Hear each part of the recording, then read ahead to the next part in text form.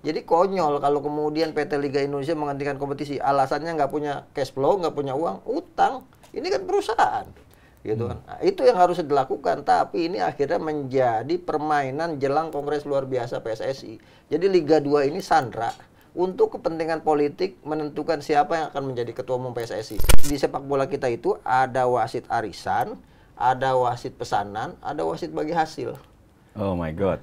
Ini kan tadi lu udah jemput nama-nama yang mungkin orang udah pada tahu juga ya. Dan ini lu berani ngomong gini, gue yakin lu pada buktinya pasti. Nah, ini untuk menghentikan ini bagaimana? Ini terlalu parah sih. Nah, inilah yang kemudian membuat problem sepak bola kita semakin kusut. Karena itu saya selalu bilang, kalau sepak bola kita mau berubah dan mau maju, harus potong satu generasi.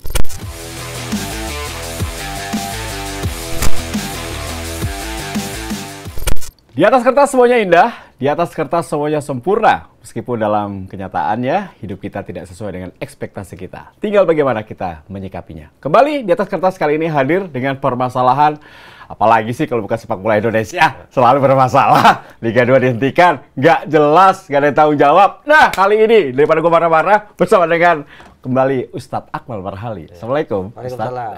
Aduh, ini lagi-lagi kalau lu ada di sini nih, pasti ini ada aja ya. Kalau kemarin kita bahas mengenai Arema, kali ini Liga 2. Dihentikan, bro, tapi tidak ada yang bertanggung jawab. Esko semuanya mundur. Terus Kemenpora. Apakah ini bentuk intervensi yang bisa saja Indonesia di-ban sebenarnya kayak waktu kejadian dulu lagi? Yang pertama harus kita lihat bahwa ini adalah lelucon, dagelan. Dagelan sepak bola Indonesia. Sebelum menjadi tuan rumah Piala Dunia U20 ya? Betul, dan orang semua akan melihat seperti stand up komedi sepak bola kita ini gitu kan. Dimana tidak ada penyebab apa-apa, tiba-tiba Liga 2 ditiadakan, Liga 3-nya juga dihentikan, hanya memainkan Liga 1. Benar, boleh kompetisi dihentikan atau tiadakan kalau post mayor. Misal kemarin seperti kasus COVID-19, atau ada gempa, atau ada banjir, atau tragedi Kanjuruhan seperti kemarin. Nah, ini kan tidak ada apa-apa. Bahkan awalnya adalah PSSI meminta segera digelar kompetisi, sehingga kemudian memaksa pemerintah lewat Pak Jokowi yang memberikan dispensasi agar kemudian kasus Kanjuruhan tetap diselesaikan, tapi sambil itu semua kompetisi bolehlah dijalankan gitu kan. Sampai diberikan kesempatan seperti itu, setelah dikasih izin justru malah Liga 2-nya tidak dijalankan, Liga 3-nya juga dihentikan. Yang menarik, yang menghentikan ini semua adalah PT Liga Indonesia baru, yang baru dapat direktur utama menggantikan Pak Hadian Lukita yang harus menjalani kasus Kanjuruhan, kemudian digantikan oleh Peri Paulus, yang harusnya PT Liga Indonesia ini diisi profesional yang tugasnya apa? Tugas PT Liga Indonesia itu menjalankan kompetisi, bukan menghentikan kompetisi. Jadi konyol kalau kemudian PT Liga Indonesia menghentikan kompetisi, alasannya nggak punya cash flow, nggak punya uang, utang. Ini kan perusahaan, gitu kan. Nah, itu yang harus dilakukan, tapi ini akhirnya menjadi permainan jelang Kongres luar biasa PSSI. Jadi Liga 2 ini sandra untuk kepentingan politik menentukan siapa yang akan menjadi ketua umum PSSI. Jadi perjuangan dari Persipura, perjuangan dari Bekasi FC, dan perjuangan 15 klub yang menginginkan kompetisi ini jalan, itu akan terbentur oleh kepentingan. Jadi sekarang misalnya seolah-olah Menpora itu ingin membantu memfasilitasi jalannya kompetisi, itu tidak benar. Menpora hanya coba menarik minat 16 klub Liga 2 untuk kemudian mendukung dia menjadi wakil ketua umum PSSI, itu saja. Makanya kemudian setelah harusnya kalau mau Menpora bilang aja, PSSI, gua ini gitu kan, mantan wakil ketua tim gabungan independen pencari fakta. Kalau lu nggak jalanin Liga 2, maka kompetisi semua dihentikan. Selesai itu kan. Pasti dijalankan. Itu kan pemerintah gitu kan. Oke, ini Thermal, gue potong. Gue tarik garis lurus dulu. Berawal dari pernyataan Pak Sekjen yang bekerja bukan sebagai Sekjen. Betul. Pak Yunus Nusi.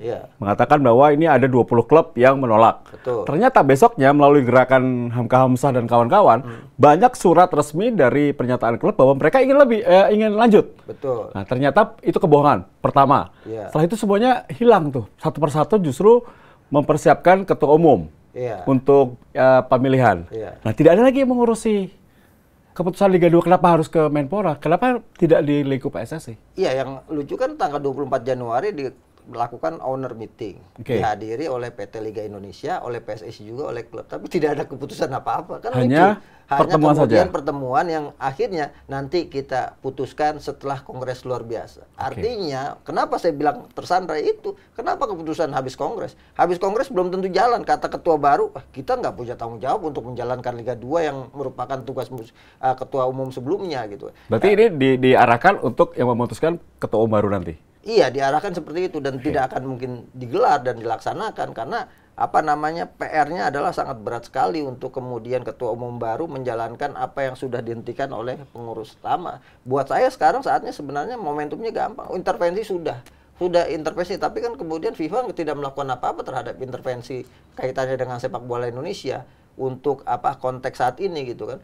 Nah, kalau mau intervensi Menpora juga dalam tanda kutip menurut saya posisinya nggak jelas. Dia ini Menpora apa calon ketua umum PSSI gitu kan. Calon wakil ketua umum PSSI. Yeah. Ini yang kemudian tidak jelas. Tiba-tiba bikin forum group discussion di Palembang yang hanya mengumpulkan di Sumatera untuk wilayah Sumatera 10 Asprop Sumatera, 9 klub Liga 2 dan Liga 3 yang merupakan pemilik suara, yang selebihnya tidak diajak untuk ikut FGD dalam kaitannya Impres Percepatan Pembangunan Sepak Bola Indonesia, Impres nomor 3 tahun 2019. Impresnya 2019, baru sekarang mau diadain FGD. Kemarin-kemarin kemana gitu. Nah, jangan sampai kemudian Liga 2 juga tersandra untuk kepentingan itu. Jadi lu dukung gua, ntar gua usahain deh gitu kan istilahnya. Nah, ini bahaya. Sama juga kemudian FGD itu, lu dukung gua ya, ntar ada uang saku nih dan sebagainya. Uangnya pakai uang negara, itu bahaya. Makanya KPK harus masuk dalam kongres luar biasa PSSI. Jangan bahas itu, nanti itu yang lain, Jangan masuk ke sana dulu. Kita masih masuk ke bagaimana Liga 2 ini dihentikan. Gue lihat lu pakai baju Liga Tanpa Mafia. Apakah memang itu ada artinya dengan bahasan kali ini bahwa Liga 2 ini dihentikan karena ada campur tangan orang-orang yang ingin sepak bola kita kacau? Ya, kalau saya sih melihat bahwa sepak bola kita ini udah kacau beliau, bukan kacau balau lagi, kacau beliau sejak dari awalnya gitu kan. Kalau bicara misalnya pengaturan mafia-mafia itu bukan cuma di Liga 2, Liga 3 lebih parah, Liga 1 juga ada gitu kan. Yeah. Dan ini fakta gitu kan. Untuk Liga 2 dan sebagainya, kenapa kemudian ini bahkan Liga 2 belum selesai bahkan dihentikan. Kenapa kemudian banyak yang protes? Karena memang ada klub-klub yang sudah dijanjikan bakal promosi gitu kan. Ada gitu. Sekarang tidak ada promosi, tidak ada degradasi. Ada promosi, tidak ada degradasi, uang sudah keluar, ini kan masalah gitu kan. Ini valid? Valid dah gitu kan. Artinya gini, selama ini di PSSI itu kaitannya apalagi Liga 2 ya, Liga 2 dan Liga 3 di mana semuanya sangat diatur. Kalau Liga 1 ada potensi match fixing. Rumah judi yang bermain. Yeah. Tapi kalau Liga 2, Liga 3 itu match setting. Ada aktor di balik layar yang mengatur itu semua gitu kan. Nah, lewat mana? Lewat wasitnya. Jadi kalau di PSSI itu misalnya itu ada orang-orang yang bekerja luar biasa untuk mengatur wasit-wasit yang bertugas yang bisa menentukan hasil pertandingan. Masih aja, Wal? Masih. Ini percuma Mata Najwa berapa episode waktu itu? Betul. Nggak ada artinya dong? Iya, harusnya kan polisi bertindak. Sebagai contoh misalnya, di PSSI itu ada 3 orang. Ada namanya Andes, kemudian ada namanya Aji, ada namanya Adri. Andes ini kaki tangannya Yunus Nusi, Sekjen PSSI. Oke. Aji ini kaki tangannya Iwan Budianto, Wakil Ketua Umum PSSI. Kemudian Adri ini kaki tangannya dari Yuni Rahman, Exo PSSI dan juga Komisaris Utama PT Liga Indonesia Baru. Ada di posisi wasit ada Agus Prima yang atur semua itu. Jadi di sepak bola kita itu ada wasit arisan, ada wasit pesanan, ada wasit bagi hasil. Oh my God. Ini yang kemudian menjadi problem sebenarnya. Jaringan itu harus diputus. Nah, itu yang harus menjadi komitmen calon ketua umum PSSI yang baru saat ini untuk memutus mata rantai gurita mafia-mafia itu. Bisa nggak masalahnya? Harus bisa, tapi jangan diajak ikut bareng-bareng gitu kan. Kalau diajak ikut bareng-bareng kan jadi problem sendiri gitu. Jangan Artinya sekarang ini, pemerintah sudah turun tangan, bahkan turun gunung, ada 4 pejabat yang masuk kontestasi pengurus PSSI gitu kan. Nah, ini harusnya semua dimanfaatkan dengan sebaik-baiknya gitu. Dan saya meyakini seyakin-yakinnya gitu, walaupun kata Yunus Nusi dikasih tahu omongan saya tentang ini. Yunus Nusi bilang tong kosong nyaring bunyinya, tong kosong ada isinya kayaknya gitu. Dianggap saya itu ada kepentingan untuk apa ya, untuk pesanan-pesanan tertentu, SOS itu nggak pernah punya kepentingan apa-apa. Gue percaya. Kaitannya Dari dengan dulu sepak lo bola. teman gue seperti ini. Jadi ya kita buka aja. Kenapa kita buka? Tujuannya adalah agar ke depan gitu kan. Masalah ini tidak kemudian menjadi problem sepak bola kita. Ketika saya menghadap Pak Jokowi bersama tim TGIVF kan saya sampaikan bahwa Pak Jokowi problem sepak bola kita ada pada akarnya. Ketika akarnya nggak dicabut sampai kapanpun masalah akan tumbuh lagi, tumbuh lagi, tumbuh lagi. Maka akarnya harus dipotong. Salah satunya siapa? Ya orang-orang yang mengatur wasit di sepak bola. Di Liga 2 jangan pernah berpikir lu punya duit banyak bisa lolos di Liga 2 kalau tidak memberikan entertain kepada orang-orang di dalam PSSI. Dan itu bisa dibuktikan. Misalnya Rans bisa promosi juga ada main di dalamnya gitu kan. Serius? Iya, Persis Solo gitu kan.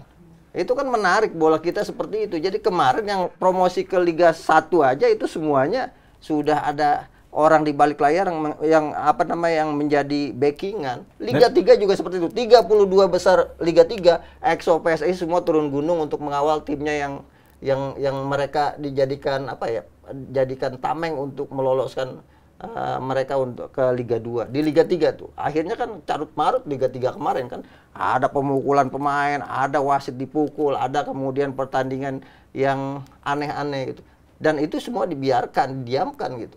Kenapa? Karena masing-masing sudah bekerja dengan profesinya masing-masing sebagai maklar hasil pertandingan.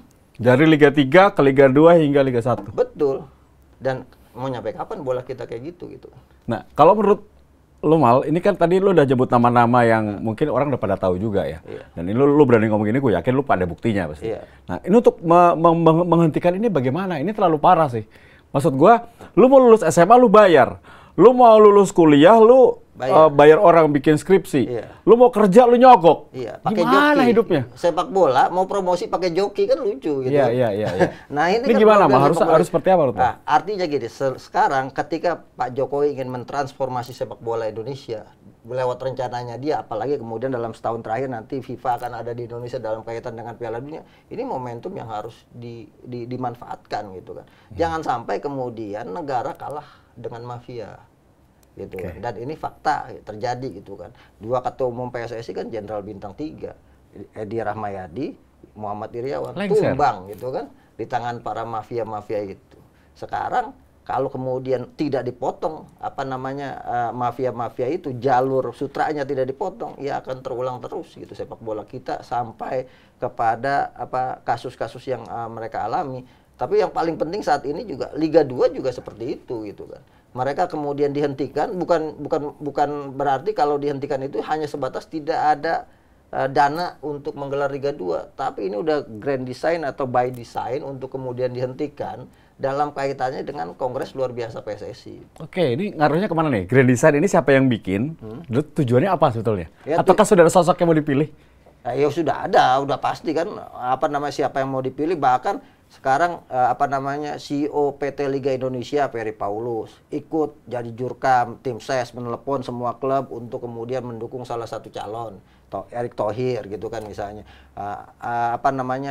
Yuni Rahman, Yunus Nusi, bahkan di media-media sudah menyebutkan padahal Yunus Nusi sebagai sekjen dia tidak boleh ikut kontestasi ini gitu kan. Dia harusnya profesional, digaji 75 juta per bulan, tuntaskan kerjanya sebagai sekjen sampai Kongres Luar Biasa dan tidak boleh berpolitik. Oke, ini spoiler sampai situ dulu spoilernya. Iya. Nanti kita di episode berikutnya PSSI. Siap. Spoilernya sampai situ dulu. Kita balik lagi ke Liga 2 yang dihentikan ini. Nah, kalau menurut Bro Akmal, terus penyelesaiannya seperti apa yang harus dilakukan oleh Pak Ketua Umum ya? Kan masih bertugas nih. Iya. Ataukah sudah selesai? Karena kan tanggal 16 sudah pemilihan nanti. Saya melihat Pak Ketua Umum PSSI yang sekarang, Pak Muhammad Iryawan, sudah putus asa ya. Kasihan loh. Iya, sudah. Mereka berjuang seorang diri. Ditinggal gitu. Dikhianati. Hampir sama dengan yang terjadi dengan Pak Edi Rahmayadi.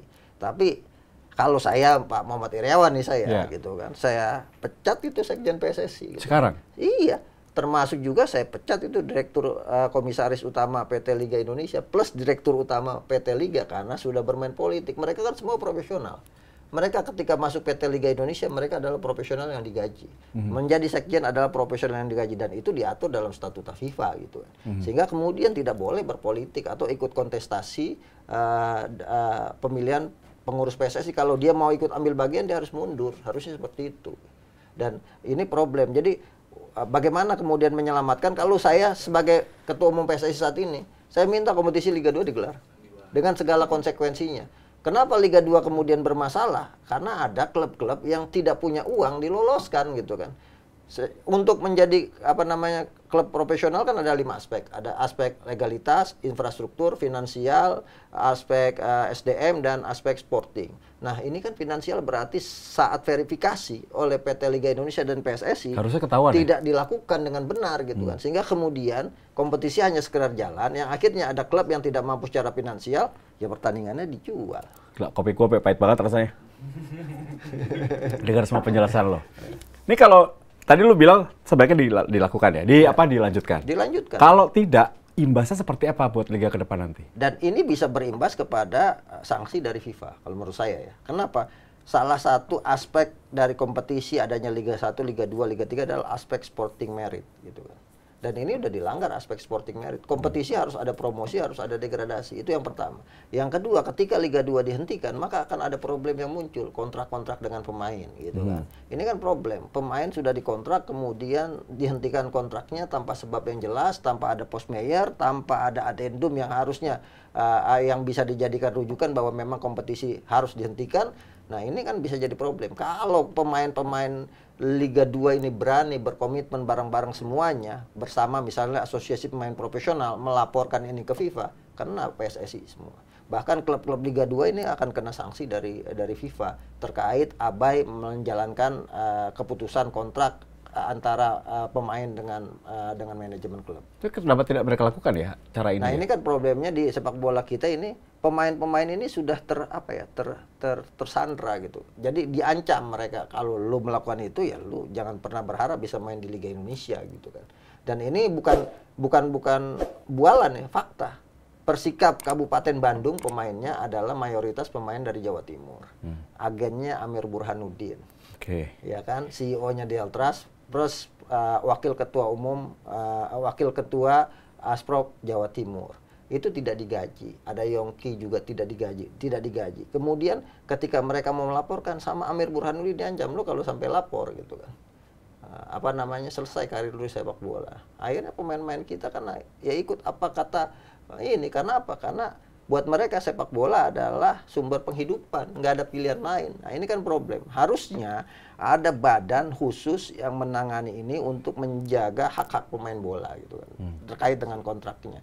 Iya, ada API, Asosiasi Pemain Profesional gitu kan. Tapi kan belum kemudian bekerja maksimal ke Liga 2 ya, Liga 1 oke lah, Liga 2, Liga 3. Dan juga ada NDRC. NDRC-nya gimana? Orang NDRC jadi pengurus klub juga, kan repot. Gitu kan? Yeah. Akhirnya konflik of interest. Tapi mungkin ini hal yang harus dipahami, mungkin ke depannya harus ada PT Liga untuk Liga 1, PT Liga untuk Liga 2, PT Liga untuk Liga 3 kali ya? Harus seperti mungkin itu. Mungkin akan lebih enak untuk ke depannya. Karena selama ini misalnya Liga 2 itu mendapatkan hibah saja dari Liga 1. Betul. Gitu kan. Sehingga kemudian uangnya sangat terbatas. Kenapa sangat terbatas? Liga 1 itu kontrak TV-nya saja dengan MTEK itu 220 miliar. Tapi 100 miliarnya sudah diambil oleh Bali TV. Sebagai pembuat production house dari pertandingan Liga 1. Jadi orang Indonesia tuh berpikir bahwa tayangan Liga Indonesia jelek itu produksi Indosiar atau SCTV atau MTEK. Salah. Padahal itu produksi dari Bali TV. Sebelumnya dikelola oleh GTS, Gelora Trisula Semesta. Betul. Tapi kemudian dibangkrutkan, punya GTS kan itu sebenarnya Glenn T. Sugita gitu kan. Oh gitu. Iya, punya Pak Glenn T. Sugita yang dikelola Pak Joko Driono, kemudian dibangkrutkan. Nah, diambil alih kemudian untuk oleh Bali TV. Jadi 100 miliar sudah diambil, tinggal 120 miliar. Klub-klub Liga 1 butuh kan 20 miliar operasional lah buat gaji wasit dan PT Liga Indonesia dan sebagainya gitu. Tinggal 100 miliar. 100 miliar harus ada subsidi 5 miliar per klub di Liga 1 gitu. Jadi Liga 2 sebenarnya nggak dapat apa, makanya dia bilang nggak ada cash flow-nya, duitnya sudah diambil-ambilin gitu kan. Ini fakta nih ya? Iya fakta loh. Runyam gitu. Juga ya? Iya, ini kan problem. Belum lagi misalnya kalau kita baca laporan laporan keuangan di PSSI itu kan jelas semua gitu kan, paling besar biaya operasional di PSSI. Bahkan untuk kompetisi sangat kecil, kemudian juga untuk kepentingan tim nasional juga sangat kecil. Pemasukan terbesar dari negara 100 miliar. Terus uangnya kemana? Nah itu dia problemnya, uangnya kemana, dan sayangnya klub sebagai pemilik saham gitu kan tidak pernah mempertanyakan itu kan problem gitu kan. Oke. Ini harusnya mereka mendapatkan jatah ya. Ya sekarang kan aktornya adalah klub sebenarnya dalam sebuah liga. Sekarang kan Liga pemain. 1. Liga 1 dapat 5M. 5M juga nggak utuh karena tiap bulannya dikasih 500 juta kan. Sampai 10 bulan kompetisi. 5M itu di termin. Oh, Nah, dicicil. Dicicil. Nah, dicicil itu ntar bikin kasus. Misalnya Persib Kartu lempar kuning. player 200 juta gitu kan. dapat Akhirnya player. dipotong 500 jadi dapatnya cuma 300 gitu. Nah, akhirnya Komdis PSSI-nya juga jadi debt kolektornya PSSI untuk memotong uang subsidi itu. Jadi uangnya itu balik lagi ke PSSI sehingga klub itu buat PSSI misalnya, buat PT Liga Indonesia nggak peduli klub itu bikin masalah terus, supporter lempar-lempar, kalau perlu ada provokator yang melakukan itu semua biar kena sanksi gitu. Dengan kena sanksi kan duitnya yang kemudian masuk ke klub itu menjadi sangat terbatas gitu. Dan ini kan yang sudah dijadikan mainan selama ini di sepak bola kita. Kok makin parah ya? Kupikir udah semenjak dualisme, kemudian ada perubahan-perubahan lah. Yeah. At least ketika Pak Edi Rahmayadi itu sudah mulai keras tuh.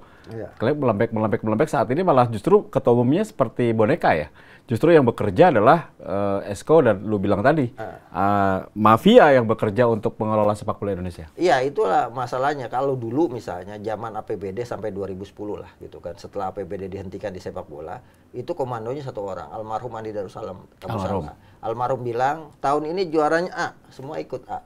Nah, waktu itu almarhum punya anak buah gitu kan.